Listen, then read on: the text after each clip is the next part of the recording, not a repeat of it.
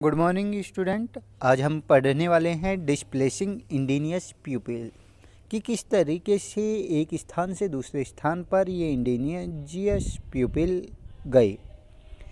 यह चैप्टर हमें रिकाउंट कराता है इस एस्पेक्ट को कि इतिहास में बहुत सारे नेटिव पीपल जो अमेरिका के थे या ऑस्ट्रेलिया के थे, वे किस तरीके से अलग अलग एस्पेक्ट में बदले।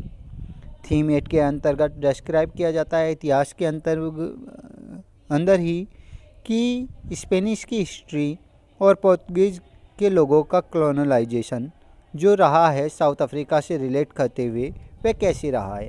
साथ ही 18वीं शताब्दी के आसपास के हम उन लोगों को भी देखते हैं कि किस तरीके से साउथ अमेरिका में और सेंट्रल अमेरिका में, नॉर्थ अमेरिका में और साउथ अफ्रीका में, ऑस्ट्रेलिया में और न्यूजीलैंड के आसपास ये सेटलमेंट इमिग्रेशन के रूप में हुई और यूरोप में ये लोग एक स्थान से दूसरे स्थान पर ट्रेवल करते रहे या फिर यात्रा करते रहे और सेटल भी होने लगे।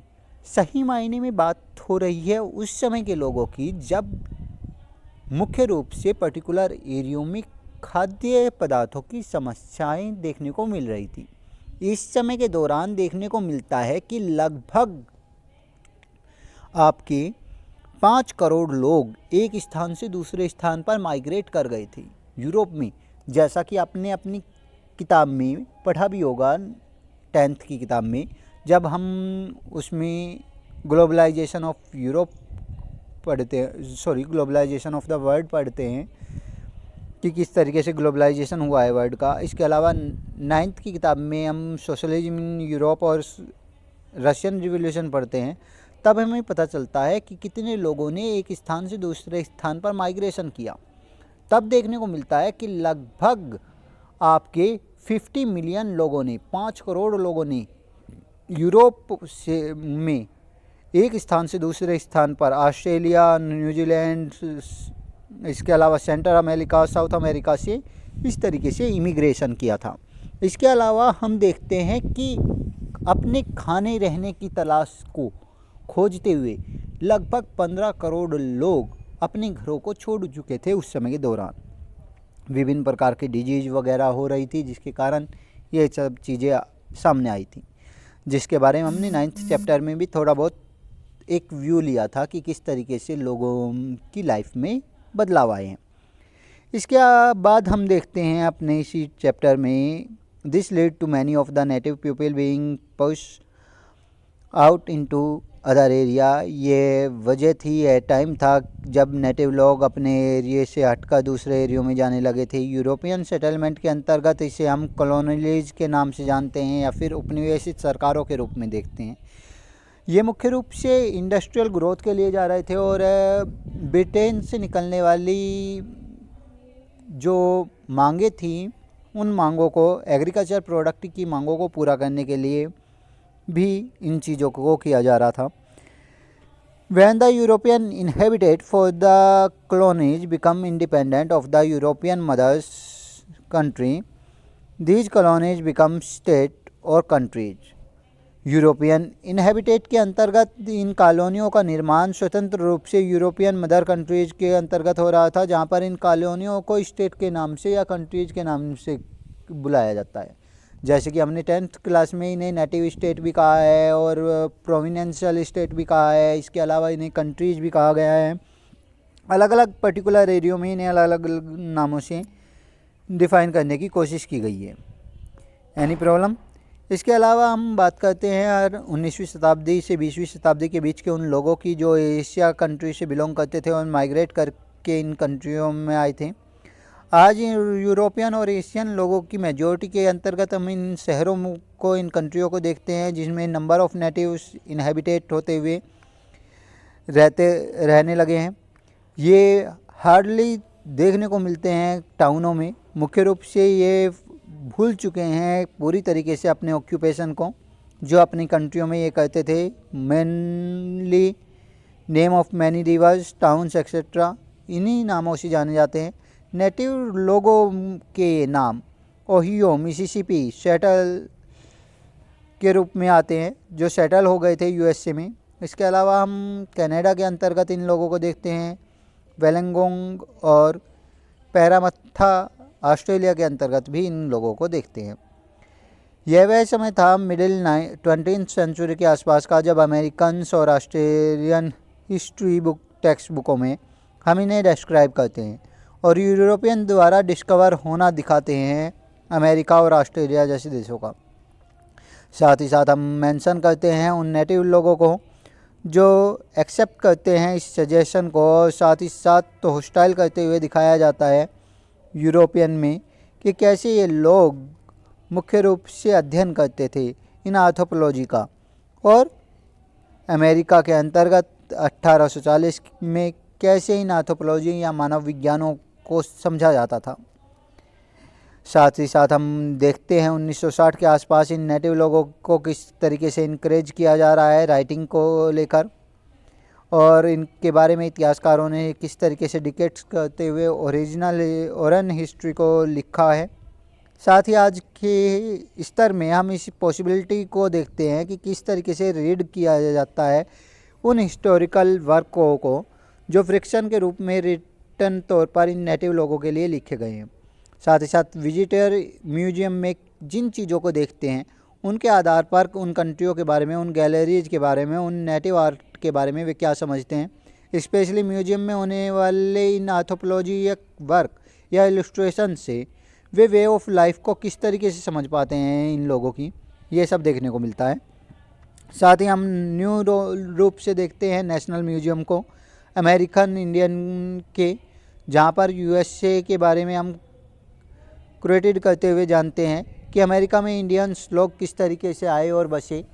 मुख्य रूप से ये इंडियंस लोग अमेरिका में उस वक्त के दौरान आकर बसे होंगे जब ख़ास तौर पर वहाँ पर प्लांटेशन के लिए लेबर की ज़रूरत थी, और लेबर के रूप में आने वाले ये लोग पर्टिकुलरली उस एरिया में आकर बस गए होंगे और उसके बाद अमेरिकन मूल के लोग कहलाने लगे होंगे।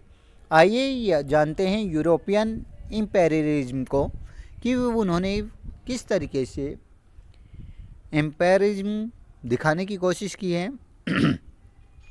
अमेरिकन एम्पायर के अंतर्गत स्पेन में पुर्तगाल को देखते हुए हम देखते हैं कि किस तरीके से यह बढ़ा है 17वीं शताब्दी तक, और साथ ही साथ हम उन कंट्रीज़ को भी देखते हैं जो फ्रांस, हॉलैंड और इंग्लैंड के रूप में हैं, जो लगातार बढ़ती जा रही हैं, अपनी ट्रेडिंग एक्टिविटी को बढ़ाती जा रही हैं और इस्टेब्लिश करती जा रही हैं ऐसी कॉलोनियों को पर्टिकुलर अलग अलग एरियो में, चाहे वे अमेरिका के हों, अफ्रीका के हों, एशिया के हों। आयरलैंड के विभिन्न वर्चुअल को भी हम इन कॉलोनियों के रूप में देखते हैं इंग्लैंड में, जहाँ पर हम लैंड ओनर्स को पाते हैं कि वे किस तरीके से इंग्लिश सेटलमेंट के अंतर्गत कार्य कर रहे हैं। साथ ही 18वीं शताब्दी के आसपास हम देखते हैं उस समय को जहाँ पर हमें पता मिलता है कि किस तरीके से ये प्रॉफिटेबल वर्क करने के प्रोस्पेक्ट पर काम करते हैं, और साथ ही साथ किस तरीके से ये लोग अपने इस्टेब्लिशमेंट को लेकर चलते हैं कंट्रीज़ के अंतर्गत, कॉलोनियों के अंतर्गत, और इन कॉलोनियों में ये किस तरीके से महत्वपूर्ण रूप से इन वेरिएशन को लेकर नेचुरल रूप से इन पर कंट्रोल स्थापित करना चाहते हैं। साथ ही साउथ अफ्रीका के अंतर्गत हम ट्रेडिंग कंपनियों को देखते हैं ईस्ट इंडिया कंपनी के रूप में। इसके अलावा और भी दूसरी कंपनियां हो सकती थी उस समय के दौरान जो अलग अलग कंट्री से बिलोंग करती हैं, जो जैसा कि हमने 9th की क्लास के चैप्टर में देखा है कि पर्टिकुलर अलग अलग एरियो स्पेन वगैरह के भी काफ़ी लोगों ने वहाँ पर शासन किया है, डच लोगों ने और अदर लोगों ने। इसके अलावा 19th सेंचुरी के आसपास हम उस वेरिएटर्स को देखते हैं जो इस तरीके से वर्क करते हुए यूरोपियन कंट्रीज तक पहुंचता है और एग्रीमेंट के रूप में ड्राइव अप करता है अफ्रीका के कॉलोनीज को। साथ ही हम उस शेल्टर बेल्ट को देखते हैं जो डच और साउथ अफ्रीका को दिखाता है। यह दिखाती है कि किस तरीके से डच लोग भी ब्रिटिश आयरलैंड से जुड़े हुए थे और किस तरीके से इन्होंने न्यूजीलैंड और ऑस्ट्रेलिया के अंतर्गत कार्य किया और यूरोपियन अमेरिका के अंतर्गत आए। ऑफिशियल लैंग्वेज के रूप में, कॉलोनिकल लैंग्वेज के रूप में इंग्लिश लैंग्वेज को ज़्यादा एक्सेप्ट किया जाता था। इसके अलावा कनाडा और फ्रांस की भाषाओं को छोड़ते हुए हम ऑफिशियल लैंग्वेजों को देख सकते हैं, क्योंकि कहीं ना कहीं कुछ क्षेत्रों में कैनेडियन भाषा और फ्रेंच भाषा को भी प्रमुखता दी गई है। आइए जानते हैं उन नामों को जो यूरोपियन कंट्रीज के रूप में न्यू वर्ल्ड के रूप में सामने आए थे। फर्स्ट नाम आता है अमेरिका का। ये फर्स्ट यूज में मिलता है पब्लिशन में जब ट्रेवल कर रहे थे एमार्जियो विक्कीपी 1451 से 1512 के बीच। इसके बाद आता है कनाडा। ये कन्नाता नाम के विलेज को रिप्रेजेंट करता है। ये लैंग्वेज हुर्रन यूरोपोलॉजिकल लैंग्वेज है जो मुख्य रूप से उस समय के लोगों द्वारा 1535 के आसपास सुनी गई। इसके अलावा ऑस्ट्रेलिया में 16वीं शताब्दी के आसपास हम उस नई लैंड को देखते हैं जो ग्रेट साउथर्न ओशियन के बारे में बताता है। ऑस्ट्रेल लैटिन शब्दों के अंतर्गत हम साउथ में इस ऑस्ट्रेलिया नामक द्वीप को और कॉन्टिनेंट कंट्री को देखते हैं। इसके अलावा हम न्यूजीलैंड को देखते हैं। ये चौथे नंबर पर आने वाला यूरोपियन कंट्रीज का वह क्षेत्र है जहाँ पर हम तस्मान ऑफ हॉलैंड को देखते हैं। ये फर्स्ट साइन के रूप में आइसलैंड में आया था 1642 में और इसे जी इज डच फ्रॉम सी के रूप में देखा जाता है। ये ज्योग्राफिक डिक्शनरी है आपकी 805 से 22 के बीच की लिस्टेड की हुई। इसमें सैकड़ों से ऊपर ऐसे पहले और नाम दिए गए हैं जो अमेरिकन ऑस्ट्रेलियन लोगों से जुड़े हुए हैं और इन्हें न्यू सिटीज़ के रूप में दर्शाया गया था। अब जानते हैं हम नॉर्थ अमेरिका के बारे में कि नॉर्थ अमेरिका में वहाँ के लोग किस तरीके से बिल्ट हुए और किस तरीके से वहाँ पर अलग अलग पर्टिकुलर लोग आए। यह कॉन्टिनेंट नॉर्थ अमेरिका का आप देखते ही हैं कि एक्सटेंड कर रहा है अटलांटिक सर्कल तक जो 66.5 डिग्री नॉर्थ पर है। इसके अलावा यह नीचे ट्रॉपिक ऑफ कैंसर तक फैला हुआ है जो 22.5 डिग्री नॉर्थ पर स्थित है। इसके अलावा हम देखते हैं पैसिफिक ओशियन और अटलांटिक ओशियन दोनों ओशियन इससे टच करते हैं। ऊपर अटलांटिक आर्कटिक ओशियन भी इसे टच करता है। इस तरीके से यह अपने आसपास 3 समुद्रों को रखता है और देखते हैं हम यह वेस्ट चेन रखता है रॉक माउंटेन की और इसके अलावा डेजर्ट के रूप में इसमें एरिजोना के डेजर्ट और न्यूवेदा के डेजर्ट देखने को मिलते हैं। इसके अलावा वेस्ट के अंतर्गत इसमें हमें सीरा नेवेडा माउंटेन देखने को मिलती है और एक बहुत बड़ा ग्रेट प्लेन ईस्ट के एरिया में देखने को मिलता है। इसके अलावा बड़े लेक इसमें देखने को मिलते हैं। वैली के रूप में मिसिसिपी और साथ ही ओहिनो नाम की नदियाँ इसमें घाटियाँ बनाती हैं। अपलाचिन नाम की माउंटेन देखने को मिलती है और साउथ में मैक्सिको देश देखने को मिलता है। 40% कनाडा का हिस्सा इसमें कवर होता है और साथ ही साथ हम ये कह सकते हैं कि यह हिस्सा जंगलों से भरा हुआ है। यह क्षेत्र ऑयल गैस मिनरल रिसोर्सों से भरा हुआ है और बहुत सारे क्षेत्र इससे जुड़े हुए हैं। एक्सप्लेन किया जाए तो बहुत सारी बड़ी बड़ी इंडस्ट्रियाँ यूएसए और कनाडा की इसी क्षेत्र से बिलोंग करती हैं और आज हम गेहूं और मक्का के रूप में फलों के रूप में इसकी ग्रोथ को एक्सटेंसिविटी को देखते हैं जो एक मेजर इंडस्ट्री के रूप में कनाडा को रखती हैं। इसके अलावा कनाडा की अपनी खासियत रही हैं जो इसकी इंडस्ट्री के कारण इसकी ग्रोथ को इसकी पॉसिबिलिटीज़ को दिखाती है। माइनिंग इंडस्ट्री के रूप में हम एक्सटेंसिव एग्रीकल्चर को देखते हैं जो डेवलप होती आ रही है पिछले 200 सालों से, जो इमिग्रेट कर रही है लोगों को यूरोप से, अफ्रीका से और चाइना से यहाँ पर। लेकिन साथ ही हम देख रहे हैं कि उन लोगों को जो नॉर्थ अमेरिका में आकर बस रहे हैं हज़ारों सालों से, ये यूरोपियन लर्निंग से बिल्कुल अनजान हो चुके हैं। अब आइए जानते हैं नेटिव का मन समझते हैं। What is the means of native. Native का मतलब होता है मूल निवासी। मूल निवासी पर्टिकुलर उन लोगों के लिए या उन महिलाओं के लिए यूज किया जाता है जहाँ की वे रहने वाले या जहाँ के वे रहने वाले हैं। अर्ली 20th सेंचुरी तक हम इस टर्म का यूज करते आ रहे हैं। यूरोपियन इसे डिस्क्राइब करते हैं कि वे कहाँ के किस कंट्री के रहने वाले हैं और किस कंट्री से इनहेबिटेट हैं। इसके अलावा नेटिव पीपल के बारे में हम जान सकते हैं कि अर्ली इनहेबिटेशन के अंतर्गत हम नॉर्थ अमेरिका में देखते हैं कि किस तरीके से कॉमन व्यू देखने को मिलता है और यह कॉमन व्यू किस तरीके से एशिया के अंतर्गत आता है। पिछले 30,000 सालों के अंतर्गत हम लैंड ब्रिज को अक्रॉस करते हुए ब्रिंगिंग स्ट्रीटों को देखते हैं जो ब्रिंग के लाते हैं लास्ट आइस एज को जो 10,000 साल पहले की है, और मूवमेंट को दर्शाते हैं साउथ की ओर के। साथ ही ओडेस्ट आर्टिफैक्ट को पाते हैं अमेरिका में, जो एरो के पॉइंट के रूप में है। इसके अलावा 11,000 सालों पुरानी चीज़ों को हम यहाँ पर प्राप्त करते हैं। पॉपुलेशन जो स्टार्ट हो गई थी इस क्षेत्र में वो पिछले 5,000 सालों के आसपास देखने को मिलती है, जो इस क्लाइमेट में काफ़ी हद तक स्टेबल थी। इसके अलावा हम एक सनसेट को डे को प्रीफर करते हैं अमेरिका में, जो दिखाता है पर्टिकुलरली वहाँ के चीज़ों के बारे में, कॉन्टिनेंट के बारे में, डाइवर्सिटीज को लेआउट करते हुए चलता है पते के हाथों से। और साथ ही साथ लोग इसके बारे में बात करते हैं कि कैसे सैकड़ों आवाज़ों में, सैकड़ों भाषाओं में, सैकड़ों टंग की से मतलब यहाँ पर आवाज़ों या भाषाओं से ही है। इनके बारे में पॉसिबिलिटी है, कॉम्बिनेशन और के बारे में बताया जाता है, हंटिंग के, फिशिंग के, गैदरिंग के और गार्डनिंग के, इसके अलावा फार्मिंग के। साथ ही साथ क्वालिटी को देखा जाता है सोयल के, जो उस समय के दौरान थी। कल्चर और सोशल बेसिस हम डिटर्मिनेट करते हैं उन चीज़ों को, जो सल्पस व्यू को दिखाते हैं फिश और ग्रेन के और गार्डन प्लांट्स के, मीट के, जो हेल्प करते हैं हमें क्रिएट करते हैं पावरफुल रूप से और सोसाइटी के बारे में समझाते हैं। साथ ही हमें यह संस्कृति के बारे में बताते हैं यहाँ की। ये लोग मुख्य रूप से बैंड के रूप में, गाँवों के रूप में इन रिवर वैलियों के आसपास रहते हैं और साथ ही फ़िश और मीट का सेवन करते हैं। ये कल्टीवेटेड करते हैं, खेती करते हैं मुख्य रूप से सब्जियों की और माइज बाजरे की। माइज में यहाँ पर हम तीनों फसलों का नाम लेंगे। माइज में बाजरे के साथ साथ रागी और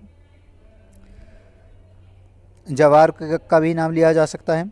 इसके अलावा हम यहाँ पर ऑफ्टन रूप से देखते हैं लॉन्ग जर्नी को, जो सर्च के लिए थी मीट की, और चीफली रूप से यहाँ पर हम बेसन नाम के जानवरों को देखते हैं, जो वाइल्ड बुफेरो के रूप में होता है। यहाँ पर ग्रासलैंडों में बहुत अधिक आयात में उस समय के दौरान देखने को मिलता था, और यह दिखाता था इजरी रूप से 17th सेंचुरी के उस समय को, जो नेटिव लोगों द्वारा स्टार्ट किया गया था। यहाँ के रहने वाले ये घोड़े को चलाना जान गए थे, घोड़ा पालते थे। इसके अलावा स्पेनिश लोग यहाँ पर शेल्टर के रूप में भी रहा करते थे, ये देखने को मिलता है। But they only killed as many animals as they needed for food. और उस समय के दौरान इन लोगों ने हज़ारों लाखों जानवरों को मारा भोजन की चाह में ही सिर्फ। पर्टिकुलर उस समय के दौरान खेती इतनी ज़्यादा मुख्य रूप से नहीं देखने को मिलती है। हम इस वेब स्पन बेल्ट को देखते हैं कि किस तरीके से इसका निर्माण हुआ है ऑफ द कलर्ड शील्ड्स के रूप में। ये किस तरीके से जॉइंट करते हुए इनसे एक्सचेंज होती है और नेटिव ट्राइब्स द्वारा बनाई गई है, इसके बारे में भी हम एग्री करते हैं। साथ ही हम देखते हैं they did not attempt extensive agriculture. वे किसी भी प्रकार से एक्सटेंसिव एग्रीकल्चर से नहीं जुड़े हुए थे।